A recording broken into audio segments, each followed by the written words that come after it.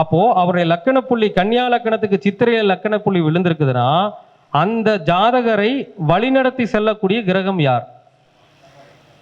செவ்வாயும் சுக்கிரனும். ஏன் அப்படின்னா கன்னி லக்கணம் லக்கண புள்ளி சித்திரையாக இருக்கும் பொழுது சித்திரை நட்சத்திரம் செவ்வாய் பகவானுடைய நட்சத்திரம், சித்திரை நட்சத்திரம் சுக்கிர பகவானுடைய கர்ம பதிவை கொண்ட ஒரு நட்சத்திரம். அப்ப அவனுடைய வாழ்க்கை நிகழ்வுகள் எடுத்துக்கிட்டீங்கன்னா எதன் வழியா போவோம்?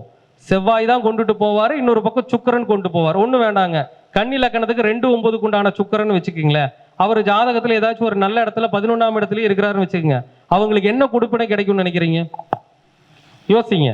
கன்னியா லக்கணத்துல பிறந்திருக்காங்க, லக்கண புள்ளி சித்திரையில விழுந்திருக்கு, 2-9 உண்டான சுக்கிரன் வந்து லக்கணத்துக்கு 11ஆம் இடத்துல லாபஸ்தானத்துல இருக்கிறாருன்னா அவருக்கு எப்படி கொடுப்பினை அமையும் அப்படின்னா ஒண்ணு இல்லைங்க, அவங்க அப்பாவே அவங்க தேவையான சொத்தையெல்லாம் சேர்த்து வச்சுட்டு போயிருப்பார் இல்லையா? 9ஆம் இடம் அப்பா இல்லையா? 11ஆம் இடம் லாபஸ்தானம் இல்லையா?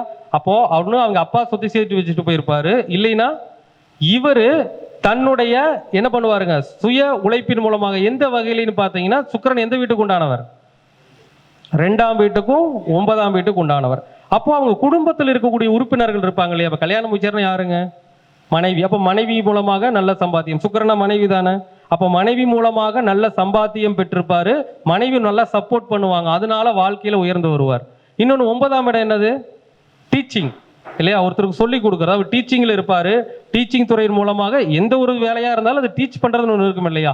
அது டீச் பண்ணி அவர் வாழ்க்கையில உயர்ந்து வந்துட்டு இருப்பார். இதெல்லாம் பிராக்டிக்கலா பாத்தீங்கன்னா உண்மையான விஷயமா இருக்கும். சரி, அதே மாதிரி செவ்வாயும் பார்க்கணும் இல்லைங்களா?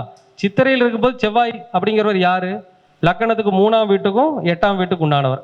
அப்போ அவர் இதை மூலம் சம்பாதிச்சாலும் கூட 8ஆம் இடங்கிற ஒரு கஷ்டத்தை பட்டு தானே பண்ண முடியும். லக்கணப்புள்ளி சித்திரையில் இருக்கும் பொழுது கன்னி லக்கணத்துக்கு செவ்வாய் யாருங்க? 8ஆம் வீட்டுக்கு அதிபதி. அப்ப என்ன ஆகும்? கண்டிப்பா அவர் 8ஆம் இடத்தினுடைய அந்த கஷ்டத்தை பட்டு தான் இதை அடைய முடியுங்கிற சூழ்நிலையை வந்து நாம தெரிஞ்சுக்கணும்.